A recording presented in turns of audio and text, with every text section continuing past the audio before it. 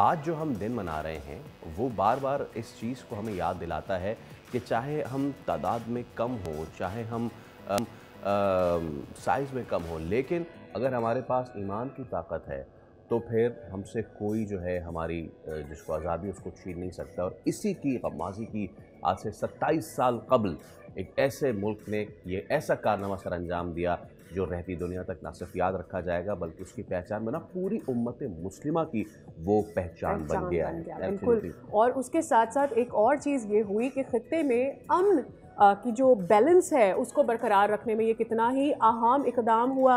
उसके साथ साथ पाकिस्तान की स्टेबिलिटी के लिए तो ये इम्पॉर्टेंट थी ही, लेकिन मुस्लिम उम्मा की स्टेबिलिटी के लिए ये कितना इम्पॉर्टेंट उस वक्त समझा गया। हाँ जी, आप क्या कर रही थी? डू यू हैव आप उस वक्त कोई मेमोरीज, ऑफ मेमोरीज कोर्स हैं आई आपकी? Have memories. क्या है वो? पहले तो ये हुआ, आपको याद होगा जब भारत ने अपने एटमी धमाकों का टेस्ट किया तो पूरे ओवरऑल रीजन में एक खलबली मची हुई थी। फिर जब ये बिल्ड होना शुरू हुआ कि पाकिस्तान कब करेगा और फिर पाकिस्तान ने एटमी धमाका किया, तो द फर्स्ट मेमोरी एक तो वो कि हमने धमाके किए, वो पीटीवी की मेमोरी और वो आवाज़, यस। एवरीथिंग। वो मेरे ख्याल में आज भी जब इस दिन की बात होती है ना, वो कानों तो में वो वो मेमोरी फिर लिव अनाउंसमेंट। कर ले। बिल्कुल बिल्कुल, चलते हैं। शानदार शानदार ये मेमोरीज हैं। आई थिंक हम ये मेमोरीज कभी नहीं भुला सकते और अपनी आने वाली जनरेशन्स को भी मेरे ख्याल में ये बताते रहेंगे कि ये हमारे लिए कितनी प्रेशियस और है। हालिया जो स्कर्मिश हुई उसमें अगर जो बुज़दिल दुश्मन पीछे रहा तो उसकी एक बहुत बड़ी वजह ये एटमी ताकत भी थी। Major general retired Zahid Mahmood दिफाई तजज़ेकार हमारे साथ मौजूद हैं। सर अस्सलाम वालेकुम, अ वेरी गुड मॉर्निंग। और एक आपको भी यौम तकबीर उसकी बहुत बहुत मुबारकबाद। 27 साल हो गए हैं। मैं सबसे पहले यही आपसे जानना चाहूँगा जाहिद साहब, आपकी उस दिन के हवाले से क्या मेमोरीज थी? क्योंकि हम तो we were like very very young, हम पीटीवी का खबरनामा देख रहे थे एंड ऑल। आपकी क्या मेमोरीज हैं उस दिन के हवाले से? जी जी, बिस्मिल्लाहिर्रहमानिर्रहीम। फैसल और सादिया, अस्सलाम वालेकुम एंड गुड मॉर्निंग। और आपको भी बहुत बहुत मुबारक। यौम तकबीर तो एक्चुअली नेशनल डे है जी। ऑफ कोर्स बड़ी ज़बरदस्त मेमोरीज हैं जी। वो जो 11 मई को जब इंडिया ने 11 और 13 को धमाके किए थे पोखरान में, तो 11 से लेकर 28 मई तक पूरी कौम इसी इसी हजान से गुजर रही थी और पूरी दुनिया पाकिस्तान की तरफ देख रही थी कि आया पाकिस्तान जो इंटरनेशनल प्रेशर्स है उसके नीचे कम कर जाएगा, घुटने टेकेगा, रिजॉल्व शो करेगा, कैसा बिहेव करेगा पाकिस्तान। तो वो हम मेमोरीज मेरी इसलिए बहुत ज्यादा आई रिमेम्बर दैट कि 28 मई को जी मैं और माई वाइफ हम अपने हनीमून पे जा रहे थे और रास्ते में हमें ये खबर मिली थी। और हमने अभी आपने सुनवाई आवाज, गालबन मैं टीवी के सामने तो नहीं था, बट जी मैं इशरत फातिमा है न्यूज कास्टर जो ये खबर दे रही है, तो आज लग रहा है कि ऐसे जैसे कल का दिन है। It's such a important day. तो हम ट्रेवल कर रहे थे और गाड़ी में रेडियो ऑन था और जब ये खबर मिली तो लिटरली आप यकीन कीजिए, and it was raining, heavy rain थी जी मरी के एरिया पे, अपर टोपा के पास से हम गुजर रहे थे। तो उस वक्त हमने फिर गाड़ी रोकी और उधर ही फौरन हमने टेलीफोन किया घर वालों को कि जी this is a good news जो हमें मिली है। और हमने रास्ते में बल्कि एक होटल पे हमने कहा कि जी जरा भी चाय पीते हैं, सेलिब्रेट करते हैं। तो पीपल वर आई मीन वो छोटा सा एक टीवी पड़ा हुआ था जी, कोई 14-15 इंच का, मेरे ख्याल 14 इंच का या 16 इंच का।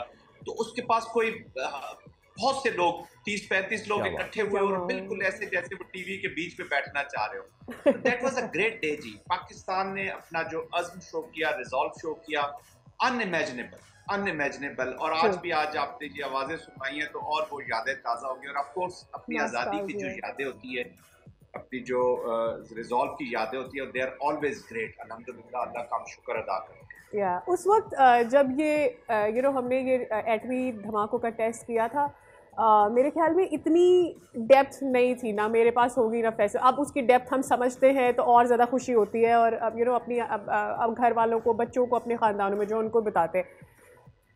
आज जो 7 मई को हुआ, जो भारत ने करने की कोशिश की, उसके ऊपर मुझे वापस आना है। इमेजिन करें अगर हम एटमी ताकत ना होते तो ये जो मिस एडवेंचर करने की कोशिश की है भारत ने, उसके रिजल्ट्स कितने डिफरेंट होते मेरे साथ। देखिए सादिया, शायद हम यहाँ तक पहुंच ही ना पाते जी जहाँ आज पर है। पाकिस्तान को लोगों ने अंडरस्टैंड नहीं किया जी। ना बाहर सही करके अंडरस्टैंड किया, ना किसी ने ऑनेस्टली बताओ, शायद हम अंदर भी रहने वालों ने अपने मुल्क की अपनी ताकत को, अपनी आवाम को, अपने रिजॉल्व को शायद अंडर एस्टिमेट ही किया है। देखिए, पाकिस्तान एक आइडियोलॉजी बेस्ड मुल्क बना, इसका सर्वाइवल चैलेंज किया गया, 6 से 7 महीने 8 महीने वाली स्टेट कहा गया कि ये इससे ज्यादा चलने वाली स्टेट नहीं है। और हिंदुत्व की एप्लीकेशन उस वक्त भी थी, वो माइंडसेट उस वक्त भी मौजूद था जो मुसलमानों के खिलाफ था, लेकिन गांधी और वो लोग ये चैंपियन करते थे कि ये जो रीजन है इसमें हम सारे इकट्ठे रह सकते हैं, इंक्लूसिविटी की बात करते थे।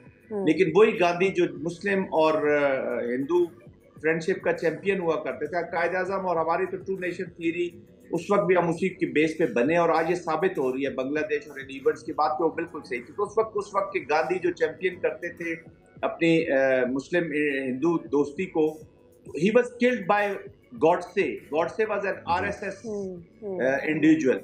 तो वो देख ले, वो उससे ये चीजें हिस्ट्री में साबित होती आ रही है।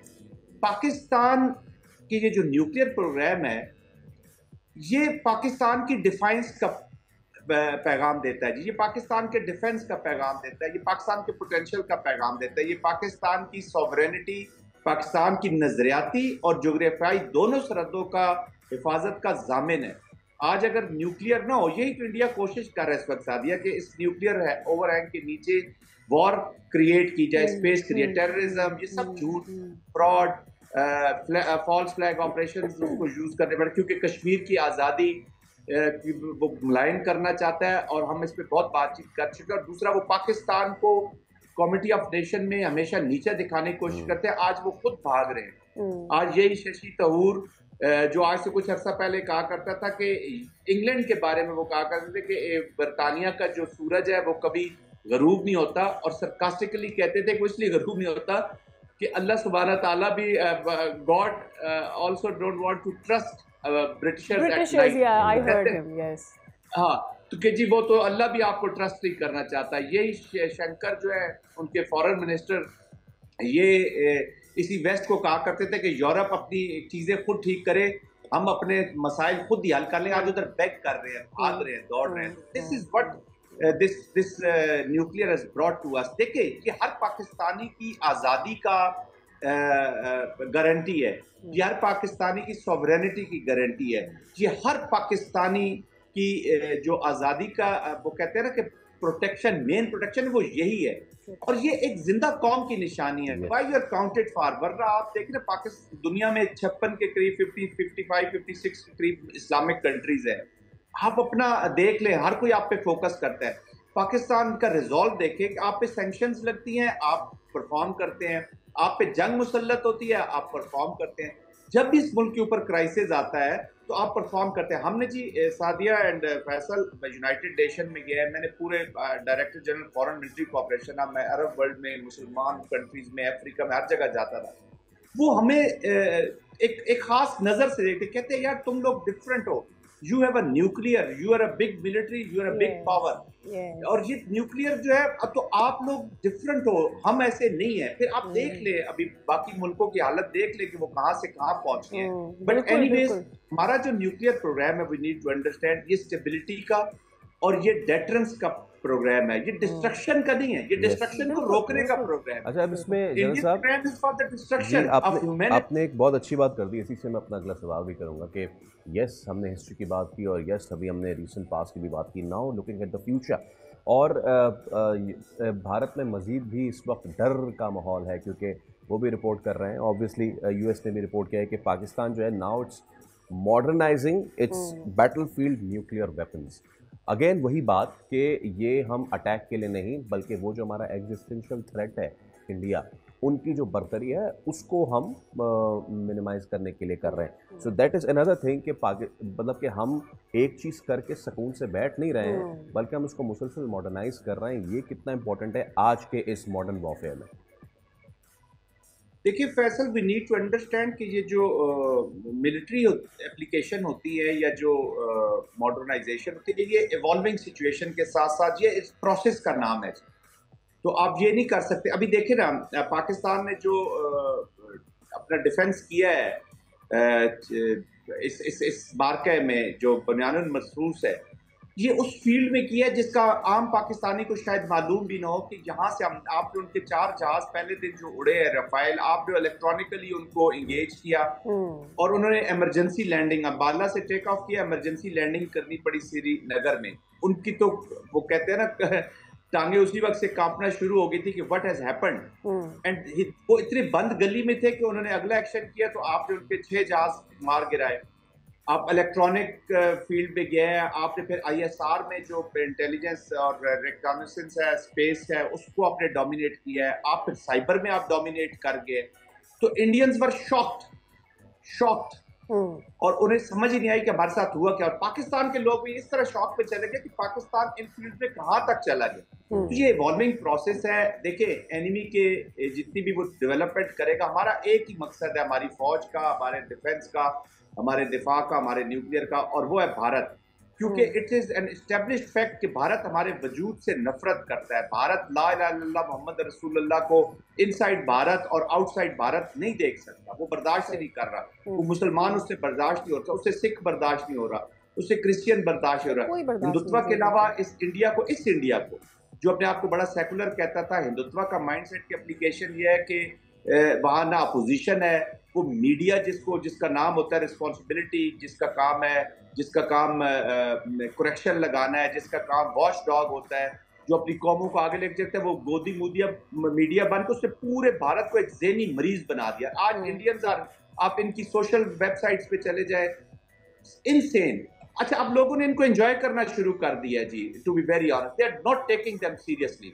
देयर प्राइम मिनिस्टर, उसको प्राइम मिनिस्टर कहते हुए शर्म आती है जो लैंग्वेज यूज कर रहे। वो पाकिस्तानियों को कह रहा है कि अपनी रोटी खाओ, नहीं तो मेरी गोली है ही है। तो हमारी गोली तो आपकी गोली, फिर वो देख लो, 6 जहाज अपने उठा लो, वो अपने कचरे को। और जाहिद साहब, आपने महसूस किया होगा कि जब बिलावल भुट्टो साहब ने ये कहा था कि अगर आप पानी रोकेंगे तो फिर खून बहेगा, तो इसके ऊपर उनको बहुत तकलीफ हुई थी। नॉट अंडरस्टैंडिंग कि भाई उसकी डेप्थ क्या है। आई मीन नॉट अंडरस्टैंडिंग कि जब आप लोगों से उनकी बेसिक नेसेसिटी ले लेंगे तो उसका कितने उसके नुकसानात कितने हो सकते हैं। एंड नाउ जब आप पाकिस्तानियों को, मुसलमानों को, ख़ासतौर पे पाकिस्तान के मुसलमानों को ये थ्रेट करते हैं कि रोटी नहीं गोली देंगे, तो वो कोई नहीं क्वेश्चन करता। जी बिल्कुल। देखिए, he is in an insane mind। मैं कोई कमेंट नहीं ऐसा करना चाहता, but he is a narcissist।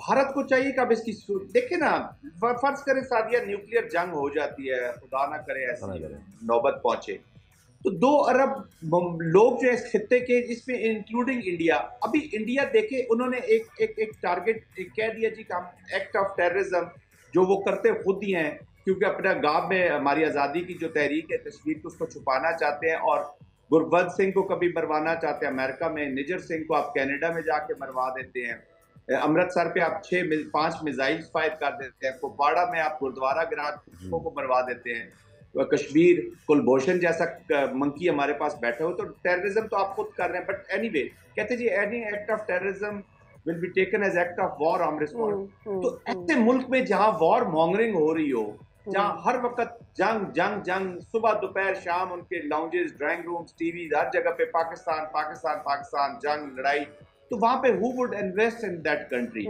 कौन आना चाहेगा उस मुल्क के अंदर? कौन उनसे राब्ता रखना चाहिए? ये तो अभी टेम्परेरी तौर पे अपने घुमंड में ह्यूबरिस्टिक जो अप्रोच है इसकी, उसकी वजह से ये ऐसा महसूस कर रहे हैं। They are denied. इनके अपने कमेंटेटर्स जो है, रात को मैं कॉन्फ्लिक्ट मैनेजमेंट के इनके करण थापर के साथ, उनके जो चेयरमैन है, CEO, उनका मैं इंटरव्यू सुन रहा था, उन्होंने इतनी क्रिटिक की है मोदी की पॉलिसी, और उन्होंने कहा जी biggest loser is the reason.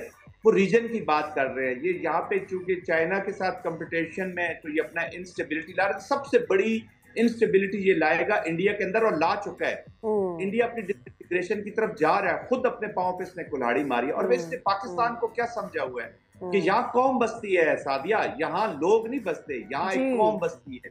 ये इलाका नहीं है, ये एक जमीन का मसला नहीं है, यहाँ इंसानों का मसला है। और ये जो मेजर साहब, जाहिद साहब, जो इस वक्त हजीमत का सामना भारत को करना पड़ा है, उससे तो बेहतर हमारे पाकिस्तान के लिए तो कुछ क्या ही होता कि आपने एक कौम को मज़ीद यूनाइट कर दिया, जो शायद कुछ थॉट्स थे, जो शायद हम इकनॉमिकली कुछ मसाइल हमारे थे, उसके बावजूद हम उससे और उभर के ऊपर आए हैं। तो पाकिस्तान के लिए इससे बेहतरीन तो कुछ हो ही नहीं सकता था। बहुत शुक्रिया आपके वक्त के लिए, और मौजू पर आपने हमसे बात की, हमारी खुशी को दुबारा भी किया। एब्सोल्युटली। सब्सक्राइब करें और बेल दबाएं ताकि कोई खबर रह न जाए।